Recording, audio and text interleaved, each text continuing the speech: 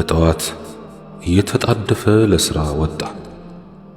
አንድ ፌርማታ ከተጓዙ በኋላ ሌላ ልጅ ገባች። አይኑ አላረፈም። ተወርውሮ በጨዋ ደንብ የታሰረ ሒጃቧ ላይ አይኑ አረፈ። ረጋ ያለች ልጅ ናት። ጎኗ ስለተቀመጠው ሰውም ግድ ያላት አትመስልም። እሱ ግን ተቁነጠነጠ።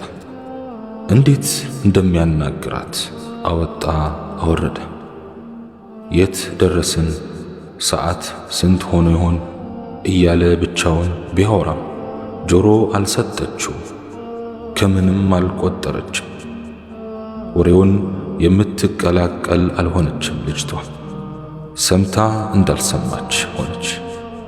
የመጨረሻ እድሉን ለመሞከር ብሎ ስልኩን ከኪሱ አወጣ። ሳይደወል እንደተደወለለት አድርጎ ሄሎ አሰላሙ አለይኩም አለ። አልሐምዱሊላህ እያለ ቀላቀለ። ባረከላህ ፊኩም ጨመረበት። እሺ እሺ እያለ መልሶ ዘጋ። በዚህ አኳኋን ሙስሊም መሆኑን አሳወቀ። ያውም ኪታብ የቀራ ደህና ሙስሊም መሆኑን ለማሳየት ሞከረ። ስልኩን መልሶ ኪሱ ከተተ። ስልቱ መስራቱን አለመስራቱን ለማወቅ ፈለገ። በቆረጣ እያየ የተቋጠረው ፊቷ እየተፈታ ሲሄድ ታየው። አናገራት፣ አናገረችው፣ አወራት፣ አወራችው። ስልክ ተለዋወጡ፣ ተለያዩ። መደዋወል ተጀመረ። ቅርርቡ ቀጠለ። ልጁ ተከራይቶ ኗሪ ላጤ ነው። ከስንት ልመናና መከራ በኋላ አንድ ቀን ቤቱ ጠራት። ከስንት ከራስ ጋር የመታገልና ማንገራገር በኋላ ጥሪውን ተቀበለች። ቀጠሮውን መቀበሏ ጥፋት መሆኑን አመነች። ግና በይሉኝታ ተሸነፈች። ወንጀልም ቢሆን ቀጠሮ ማክበር ግዴታ ነው ብላ ሌላ ሰበብም አከለች። ወንጀል ላይ እወድቅ ይሆን ብላ መፍራቷ ግን አልቀረም። እየፈራችም ሄደች። የዛሬም ብቻ ከጉድ አውጣኝ እንደሚል ሌባ አምላኳ ከጉድ እንዲያወጣት እየተማጸነች ተራመደች። በእግሯ ወደፊት ብትሄድም በሐሳቧ ግን ወደ ኋላ ነበረች። ልመለስ አልመለስ እያለችም ከራሷ ጋር ሞገተች። ቤቱ ሳትደርስ ደረሰች። ነገሮች ምን ሊሆኑ እንደሚችሉ አሰላሰለች። አወጣች፣ አወረደች። እሱ ብቻውን ነው የሚኖረው። በሕይወቷ ለመጀመሪያ ጊዜ ለብቻው የሚኖር ወንድ ልጅ ቤት ልትገባ ነው። በሱ መሪነት ገባች። ቁጭ አለች። ሰውነቷ ቢያርፍም ሐሳቧ አላረፈም። ግን ምን ነካኝ? ማን ነው እዚህ ያመጣኝ ብላ ጠየቀች። በድርጊቷ አፈረች። ምን አይነት ቅሌታምና ባለጌ ነኝ ብላ ራሷን ናቀች። በራሷ አይን ለራሷ አንሳ ታየች። በሐሳቧ ሄደች። አውሪ እያላት ከሐሳቧ አባነናት። ወሬው እየደራ መጣ። በቁም ነገር ወሬ የተጀመረው ጨዋታ ቀስ በቀስ አቅጣጫውን እየሳተ ሄደ። ሳታስበው ብዙ ቆየች። ሁለት ቢሆኑም ሶስት ናቸው። ሸይጣን አብሯቸው ነበር። ወጣትነቱም አለ። ሳታስበው ያላሰበችው ሆነ። ለመጀመሪያ ጊዜ በሕይወቷ ትልቅ ሐራም ላይ ወደቀች። የሆነው ከሆነ በኋላ ደነገጠች። አምላኳን አብዝታ ፈራች። ቃል የተጋባችውን ጌታዋን እንደ ካደችም አሰበች። ጤንነቷንም ተጠራጠረች። ታጥቦ በማይጠራ ጭቃ ውስጥ ተነቅሎ በማያልቅ እሾህ ውስጥ እንደወደቀች ተሰማት። የገዛ ጥላዋ አስፈራት። ራስዋን ሸሸች። ራስዋን ተጠየፈች። ተነስቶ መቆም አቃታት። ሰውነቷ ከበዳት።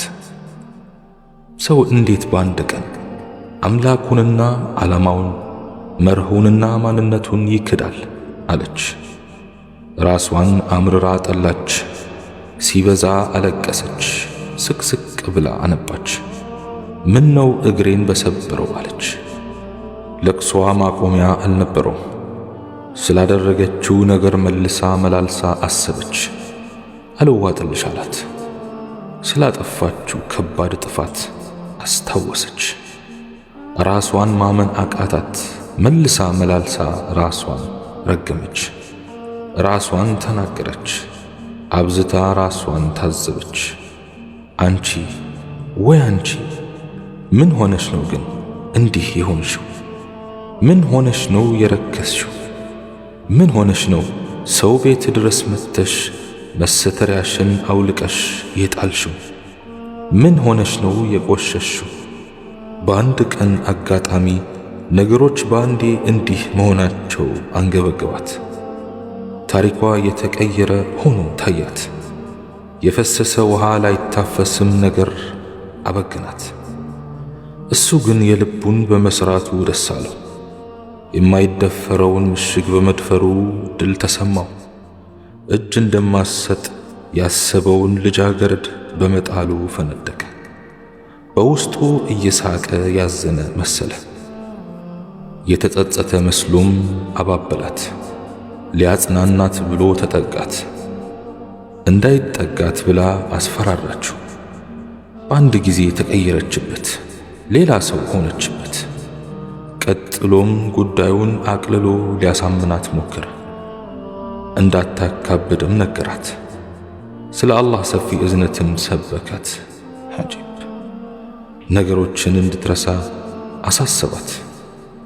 ስለ ሃይማኖቱ ከሚያውቀውና ከሰማው ሁሉ ማታለያውን መዘዘ።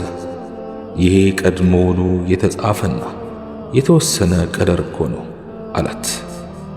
እሷ ግን ይበልጥ ነደደች፣ ይበልጥ በጸጸት ተገረፈች። እንዲህ ማሰቡ በራሱ ይበልጥ አጦዛት። ሰው ሳይሆን ሰይጣን መስሎ ታያት። ጮኻ ተናገረችው። አንተ ገልቱ ደፋር ነህ እሺ? የምታታልለውን እዚያው አታል፣ የምታጃጅለውን አጃጅል። ምኑ ነው ቀደር ንገረኝ፣ ምኑ ነው ቀደር አንተ ብላ አንባረቀችበት። በአንዴ ነብር ሆነችበት። ዓይንህ እያየ ወደ ኃጢአት ተጉዘህ ቀደር ነው ትለኛለህ? አውቀህ እያጠፋህ ቀደር ነው ትለኛለህ? የወድህን በወድህ ይዘህ አስበህና አሲረህ ተነስተህለት ወጥነህና አቅደህ ተጉዘህለት ወጥተህ ወርደህ ወንጀል ለመስራት ደክመህለት እንዴት ቀደር ትለኛለህ? እንዴትስ ቀለል አርጊው ትለኛለህ? እንደ እብድ አደረጋት። ፈጽሞ ራስዋን መቆጣጠር ተሳናት። ሁኔታዋን ሲያይ እሱም ደነገጠ። መግቢያ ጠፋው። ወንጀለኛ ድሮም ፈሪ ነው። ጮኻ ጮኻ ጮኻ ሲደክማት ያን የተረገመ ቤት ጥላ ወጣች። አዎን ክብሯን ጥላ ማንነቷን አርክሳ ወጣች። ወንጀል ሳይመጣባት ወደ ወንጀል መሄዷ ይበልጥ አንገበገባት። አባብሎ ካሳሳታት ከሱ በላይ እሷ ጥፋተኛ እንደሆነች አመነች። በሄደች ቁጥር ወደ ኋላ ታያለች። በተራመደች ቁጥር ብቻዋን ታወራለች። ወይኔ ወይኔ ወይኔ ልጅት ትላለች። በቁጭት እጇን ትበላለች። እዚያ ቤት ስትገባና ስትወጣ አንድ ሰው ሳትሆን የተለያየ ሰው ነበረች። እዚያ ቤት ከመግባቷ በፊት መጥፎ ነገር ሰርታ አምላኳን ባለማስከፋቷ ብቻ የአላህ እዝነት እንደሚጎበኛት የምትተማመን ደስተኛ ነበረች። ከዚያ ስትወጣ ግን ያመናትን አምላክ የከዳች፣ ቃል ኪዳኗን ያፈረሰች እልም ያለች ከሃዲ አድርጋ ራስዋን አሰበች። ከዚህ አሳፋሪ ድርጊቷ የምትሸሸግበትን መደበቂያ ፈለገች። ሰው ሁሉ ወንጀሏን ፊቷ ላይ የሚያነብባት መሰላት። ሳር ቅጠሉ የሚረግማት ሆኖ ታያት። ተመልሳ ቤቷ ገባች። አልጋዋ ላይ ተደፋች። ሌትና ቀን አከታትላ አለቀሰች። ቀኑ ለዘመናት አዳምጣውና ታዛው ከኖረችው ከምትወደው አምላኳ ጋር የተለያየችበት ቀን ነውና ማልቀስ ሲያንሳት ነው። ሰው ከሚወደው ወዳጁ ሲለይ ለቅሶ ይበዛል። እህቶቼ ልብ እንበል። የሆነ ቦታ ለመሄድ ስናስብ በዚያ ቦታ ላይ መጥፎ ነገር ያጋጥመኛል ብሎ የፈራ ሰው ከዚያ ቦታ ቢቀር ይሻላል።